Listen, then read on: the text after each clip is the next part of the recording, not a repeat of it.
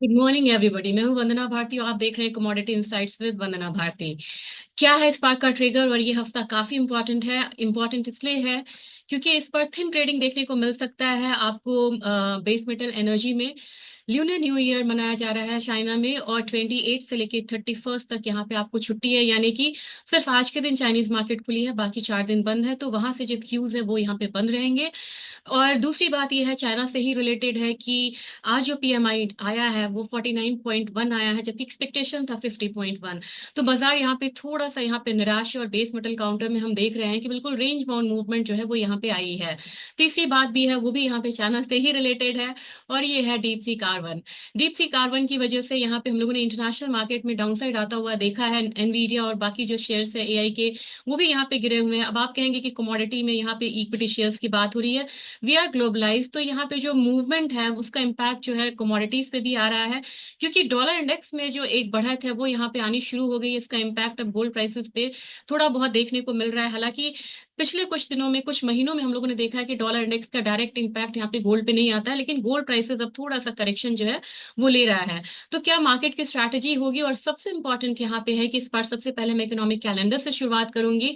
इस बार 3 central banks की meeting है, एफओएमसी है, ईसीबी है और बैंक ऑफ इंग्लैंड है। तो काफी ध्यान से यहाँ पे देखना होगा, ये हफ्ता काफी इंपॉर्टेंट रहेगा और ट्रिगर्स बहुत ज्यादा है यहाँ पे। सबसे पहले मैं शुरुआत करूंगी, स्क्रीन शेयर करना चाहूंगी और चार्ट से पहले चलते हैं एक बार इकोनॉमिक इंडिकेटर से। मंडे का दिन है, मैंने आपको कहा था यहाँ पे 49.1 आया है एक्चुअल पीएमआई। मैन्युफैक्चरिंग इंडेक्स होता है ये चाइना का, और वो 50.1 एक्सपेक्टेड था, आया 49.1। मार्केट में इससे थोड़ा नेगेटिव सेंटिमेंट्स है। और हॉलीडे में देखा जाए तो ऑस्ट्रेलिया में हॉलीडे है और इसके बाद आपको चाइना में चाइनीज न्यू ईयर की शुरुआत हो जाएगी, जो कि आपको कल से शुरू होगा और यहाँ पे 31 तक ये मनाया जाएगा। अब आप बोलेंगे कि क्या इंपॉर्टेंट है, तो ड्यूरेबल गुड्स डेटा ये सब सारे इंपॉर्टेंट होते हैं और ये पॉजिटिव आने की उम्मीद है यहाँ पे। कंज्यूमर कॉन्फिडेंस भी अगर कल के दिन आता है तो ये पॉजिटिव रहेगा। लेकिन यहाँ पे अगर देखेंगे तो सेंट्रल बैंक्स की मीटिंग की यहाँ बिल्कुल लाइनअप है। वेंसडे के दिन आपको ईसीबी का भी है, बैंक ऑफ इंग्लैंड का इंटरेस्ट रेट डिसीजन है यहाँ पे। फिर अगर आप शुरुआत करें यहाँ पे ईसीबी से, तो यहाँ पे फिर थर्सडे को यहाँ पे फेड का इंटरेस्ट रेट डिसीजन है। इस बार इंटरेस्ट रेट अनचेंज रहेंगे, लेकिन ट्रम्प का दबाव काफी ज्यादा है कि यहाँ पे इंटरेस्ट रेट कम होना चाहिए। अगर ये ऐसा होता है तो फिर मतलब मार्केट में कुछ बदलाव आएगा, नहीं तो मार्केट इसी चीज को डिस्काउंट कर रहा है कि इंटरेस्ट रेट अभी कम नहीं होगा। साथ में इंपॉर्टेंट है, ईसीबी का भी आपको थर्सडे है, तो शुरुआत बैंक ऑफ इंग्लैंड से होगी। यूएस का जीडीपी इस पर कम आने की उम्मीद है, तो इस पे भी एक दबाव आ सकता है सेंट्रल बैंक्स पे। तो मेरे ख्याल से यहाँ पे ये सारे इंपॉर्टेंट डेटा थे जो मैंने आपको शेयर किया। अब सीधा चलते हैं यहाँ पे मार्केट की तरफ और चार्ट से ही शुरुआत करते हैं। मैंने आपको बोला था कि एक इम्पैक्ट आ रहा है डीप सी कार्बन का, और यहाँ पे हम लोगों ने एक फॉल आता हुआ देखा है एसएनपी 500 में भी, लेकिन सबसे ज्यादा फॉल यहाँ नास्डेक में है। और यहाँ पे ट्रेजरी को देखा जाए, ट्रेजरी भी यहाँ पे डाउन साइड ले रही है, लेकिन डाउ जोन्स में भी एक गिरावट है, यानी कि जो यूएस के मार्केट है वो यहाँ पे गिर रहे हैं। और बाइंग कहाँ आ रही है? बाइंग आ रही है आपको डॉलर इंडेक्स में, और यहाँ से अगर बाइंग आती है तो रिट्रेसमेंट होता है, तो मेरे ख्याल से नेक्स्ट लेवल यहाँ पे हम 108 का आता हुआ देख सकते हैं, यानी कि 30 सेंट्स यहाँ से डॉलर इंडेक्स बढ़ सकता है। और मैंने आपसे, अगर आपको याद होगा, तो मैंने कहा था कि प्रीवियस हाई के पास गोल्ड में एक यहाँ पे रेजिस्टेंस है, अगर उसको क्लियर नहीं करता है तो फिर वहां से हम एक डाउनसाइड आता हुआ देख सकते हैं। एक पैरेलल लाइन यहाँ पे मैं हॉरिजॉन्टल लाइन ड्रॉ करना चाहूंगी, ये हमारा रेजिस्टेंस, और यहीं से नीचे की तरफ मार्केट गिरी, हाई के पास आया। प्रीवियस हाई अगर आप देखेंगे तो मैं आपको बताना चाहूंगी, ये 2790 आ रहा है और ये हमारा स्पॉट मार्केट है, क्योंकि फ्यूचर्स का हाई अलग है। लेकिन पिछले हफ्ते हम लोगों ने जो हाई आता हुआ देखा था, ये करीब करीब 2786 था, तो $4 नीचे से मार्केट जो है बिल्कुल नीचे की तरफ घूम गई। अब लग रहा है कि थोड़ा सा डाउन साइड आएगा, तो 2740 यहाँ पे हम आता हुआ देख सकते हैं, 2740 2735 आता हुआ देख सकते हैं स्पॉट मार्केट में। फ्यूचर्स मार्केट की बात की जाए तो ये अपने हाई से हाई के प्रीवियस हाई के करीब गया, लेकिन यहाँ पे रिकॉर्ड हाई तोड़ नहीं पाया और यहाँ से ये वापसी आया है। तो मेरे ख्याल से यहाँ पे भी 20-30 सेंट्स की गिरावट जो है वो देखने को मिलेगी।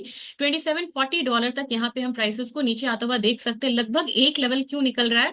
क्योंकि स्पॉट और फ्यूचर्स का यहाँ पे जो गैप था ये काफी कम हुआ है। अब बात करते हैं अपने एमसीएक्स की, यहाँ पे बात करेंगे। एमसीएक्स ने ये रिकॉर्ड हाई तोड़ दिया था, क्योंकि जिस समय प्रीवियस रिकॉर्ड हाई बना था उसमें रुपी कहीं ना कहीं 82 के करीब ट्रेड हो रहा था, 82 83 के करीब।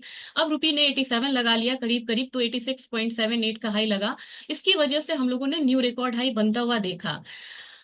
अब यहाँ पे मुझे लग रहा है कि प्राइसेस जो है वो थोड़ा सा यहाँ पे एक पॉज लेगा और डाउनसाइड आएगा 79,200। 79,200 मुझे एक्सपेक्टेड है कि इस हफ्ते हम यहाँ पे गोल्ड में आता हुआ देख सकते हैं। सिमिलरली अगर यहाँ पे चांदी की बात की जाए, चांदी अपना ये जो एक सपोर्ट है, ये अपना यहाँ पे 3.65 का यहाँ पे आके रुकी हुई है, लेकिन मुझे लग रहा है कि यहाँ पे अगर पॉज नहीं आता है फॉल में, तो नेक्स्ट हम यहाँ पे 30.19 यानी कि $30 का भी रेंज आता हुआ देख सकते हैं। फिलहाल चांदी ने यहाँ पे कोई भी अपसाइड का इंडिकेशंस नहीं दिया है। और चांदी की बात की जाए, एक चीज मैं आपको बताना चाहती हूँ, चांदी पे बहुत ज्यादा क्वेरीज थी यहाँ पे। 13% का डाउनसाइड हम इंटरनेशनल मार्केट में आता हुआ देख रहे हैं, और 10% का जो डाउनसाइड है वो यहाँ पे घरेलू बाजार में है। और घरेलू बाजार में 10% का इसलिए क्योंकि 3% अपना रुपी जो है वो डिप्रिशिएट हुआ है। तो मेरे ख्याल से जो लोग बोल रहे हैं कि चांदी में एक डाउनसाइड आएगा, तो कितना आएगा? 90,300 मुझे लग रहा है कि आज के दिन में ही इनफैक्ट दिखा देना चाहिए, इसमें कोई बहुत बड़ी बात नहीं है। नेक्स्ट अगर आता है तो आप 88,900 का, यानी कि 89,000 के लेवल्स को आता हुआ आप यहाँ पे देख सकते हैं चांदी में।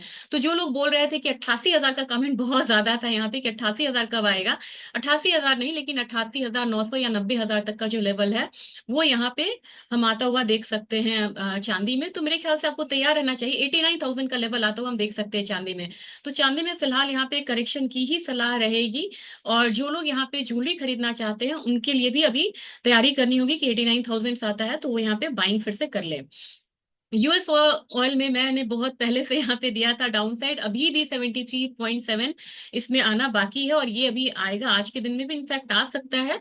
तो नेक्स्ट यहाँ पे जिस तरीके की ट्रम्प की पॉलिसीज है कि वो दबाव दे रहे हैं, उन्होंने दबाव दिया है सऊदी अरेबिया को कि आप अपना कॉस्ट यहाँ पे कम करिए, तो इसकी वजह से प्राइसेस में एक डाउनसाइड देखने को मिल रहा है। मेरे ख्याल से 73.7 से नीचे अगर आता है तो हम यहाँ पे $71.66 देख सकते हैं, लेकिन उससे पहले एक पॉज आ सकता है। तो मेरे ख्याल से थोड़ा सा फॉर द टाइमिंग लिमिटेड यहाँ पे डाउनसाइड रहेगा, और कहाँ तक रहेगा ये आपको बताना चाह रही हूँ। ये रहना चाहिए $73 मेरा यहाँ पे टारगेट है क्रूड ऑयल का। अब यहाँ पे आप बोलेंगे घरेलू बाजार में क्या है, भले ही आपको यहाँ पे एक पॉज आता हुआ दिख रहा है, लेकिन मैं हायर साइड पे सेलिंग की ही सलाह दूंगी। मुझे लग रहा है कि 63.80 तक प्राइसेस नीचे की तरफ आना चाहिए। तो जो भी अपसाइड आपको मिल रहा है 64.80, 64.30, 64.35, वहां पे आप सेलिंग करिए। फिर आपका जो डाउनसाइड रहेगा 63.78 के करीब का रहेगा, और इसमें स्टॉप लॉस हम लगाएंगे करीब करीब 64.50 का। नेचुरल गैस का रोल ओवर कल है, यहाँ पे काफी सारी मैंने वीडियोस डाला था, काफी बढ़िया रिस्पांस आया, इसके लिए बहुत बहुत धन्यवाद। और ये यहाँ पे नेचुरल गैस एक अपसाइड ले रहा है, और हमारी मार्केट में देखा जाए तो नेचुरल गैस में अभी जो करंट कॉन्ट्रैक्ट है वो गिर रहा है, और मुझे लग रहा है कि प्राइसेस अभी यहाँ पे ज्यादा डीप फॉल आ सकता है, तो 320 के करीब प्राइसेस नीचे की तरफ जाएगा। और रोल ओवर करेंगे तो आपको नेक्स्ट कॉन्ट्रैक्ट 280 के करीब का मिल रहा है। तो मेरे ख्याल से पोजीशन में अब मुझे अगर बात करनी हो कि आपको किस कॉन्ट्रैक्ट में करना चाहिए ट्रेड, तो मैं कहूंगी आप नेक्स्ट कॉन्ट्रैक्ट में आइए, और यहाँ पे मुझे लग रहा है कि फॉल यहाँ पे आएगा तो 281 तक का एक फॉल आ सकता है। यहाँ पे फिलहाल आप सेलिंग करके चलिए, तो 287 पे सेलिंग है, 281 का टारगेट है, स्टॉप लॉस यहाँ पे 290 का है। कहीं से कोई कंफ्यूजन यहाँ पे नहीं होना चाहिए। हम जो ट्रेड लेंगे वो हम यहाँ पे नेचुरल गैस के फेब्रुअरी कॉन्ट्रैक्ट में लेंगे। अब यहाँ पे चाइना से आपको नेगेटिव न्यूज थी, जिसकी वजह से हम लोगों ने जिंक को यहाँ पे डाउनसाइड आता हुआ देखा है। ये अगर ये जो डबल बॉटम है, डबल बॉटम 268 का है, अगर इसको ये यहाँ पे रिस्पेक्ट नहीं देता है, तो मेरे ख्याल से जिंक में हम फिर 265 का लेवल आता हुआ देखेंगे। तो अगर आपको सेलिंग करनी ही है तो आप 268 से नीचे करें, 265 का टारगेट रहेगा, स्टॉप लॉस लगाना होगा 269.5 का। और कॉपर में यहाँ पे देखा जाए तो कॉपर बिल्कुल रेंज में है, यहाँ पे अपसाइड आता भी है तो लिमिटेड होगा 244 के करीब का। और यहाँ पे इसमें बहुत बड़ा वो बन नहीं रहा है, कंज्यूमर कॉन्फिडेंस ये सब अच्छा डेटा है, तो थोड़ा अपसाइड आता भी है तो 244 के लिए बाइंग करिए, और इसके लिए स्टॉप लॉस लगाना होगा 238 का। एल्यूमिनियम में डाउनसाइड है और ये डाउनसाइड कंटिन्यू रहेगा, 249 का मेरा पोजिशनल ट्रेड था यहाँ पे, उसको लेके मैं यहाँ पे बिल्कुल कंटिन्यू करना चाहूंगी। 250 पॉइंट या 251 के करीब सेलिंग करिए, 249 का टारगेट है, स्टॉप लॉस लगाना होगा 252 के करीब का। लेड में यहाँ पे बिल्कुल रेंज तोड़ा है इसने, लेकिन इसको ये हर्डल है, ये हर्डल अभी 180 तक आप बाइंग में रहिए, और वहां पे आप प्रॉफिट बुक करिए। नेक्स्ट फेज सजेस्ट करते हैं कि ये अपसाइड जाएगा, यहाँ पे पॉज लेता है। एक कमोडिटी है यहाँ पे स्टील। स्टील में मैं जनरली कॉल नहीं देती हूँ, लेकिन मुझे लग रहा है कि 25 की बहुत अच्छी कमोडिटी साबित हो सकती है ये। इसमें मैंने आपको बोला था कि या तो इससे रिलेटेड आप शेयर्स को आप बाय कर सकते हैं, और स्टील में मुझे लग रहा है कि एक बार 43,000 तक का लेवल यहाँ पे आ सकता है। स्टॉप लॉस लगाना होगा 42,250 के करीब का। अब चलते हैं यहाँ पे ना एग्री काउंटर में। एग्री काउंटर में जीरा में अभी सेलिंग है, सेलिंग को अभी कंटिन्यू रखना चाहिए। जीरा में मुझे लगा था कि एक बाइंग आएगी, लेकिन अभी फिलहाल यहाँ पे कहना ज्यादा होगा, क्योंकि अभी ये प्रीवियस लो के करीब है। तो अगर इस लो को तोड़ता है तो हम 21,000 के लेवल्स आता हुआ देख सकते हैं इसमें। तो फिलहाल इसमें सेलिंग की ही सलाह है। इनफैक्ट यहाँ पे टर्मरिक में भी अगर 13,700 को होल्ड नहीं करता है तो मेरे ख्याल से नेक्स्ट लेवल जो है वो नीचे का बनेगा। और 13,000 अभी इतना लंबा कॉल मैं नहीं दूंगी, लेकिन मुझे लग रहा है कि यहाँ पे इस लेवल के लिए 13,000 के लिए आप सेलिंग करें। और जो स्टॉप लॉस लगेगा वो 14,000 के करीब का लगेगा। सेम चीज यहाँ पे कोरिएंडर में भी है, कोरिएंडर में भी यहाँ पे सेलिंग ही बनेगी। और यहाँ पे 8160 का लेवल हम आता हुआ देख सकते हैं। कैस्टर में अभी बाइंग कंटिन्यू रखिए, बिल्कुल रेंज में मेंटेन कर रहा है, लेकिन 6600 आने के चांसेस है। इसमें आपको 6380 का एक स्टॉप लॉस लगाना होगा। और रही बात ग्वार काउंटर की, ग्वार काउंटर अभी एक फिलहाल डिप ले सकता है, तो 5390 तक के लिए यहाँ पे सेलिंग की एडवाइस रहेगी। और ग्वारगम में भी मेरे ख्याल से थोड़ा सा सेल आता है, तो 10,280 तक के जो लेवल्स है वो देखने को मिल सकता है। तो फिलहाल एक करेक्शन के बाद मुझे लग रहा है कि ग्वार काउंटर फिर संभलने की एक बार कोशिश करेगा।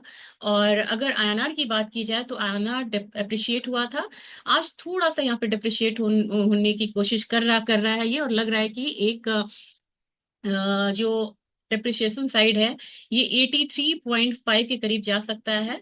इसका इम्पैक्ट यहाँ पे देखने को मिलेगा सारे काउंटर्स में। तो मेरे ख्याल से ये आज का व्यू था। और अगर ग्वार गम में इससे ऊपर आता है, 10,545 से ऊपर आता है, तो ही यहाँ पे आपको बाइंग करनी चाहिए। नहीं तो अभी फिलहाल जो सेलिंग प्रेशर है वो कंटिन्यू होता हुआ ही यहाँ पे दिख रहा है। तो ये आज का अपडेट था। आप अपने फीडबैक जरूर दीजिएगा, कमेंट जरूर दीजिएगा। Thank you.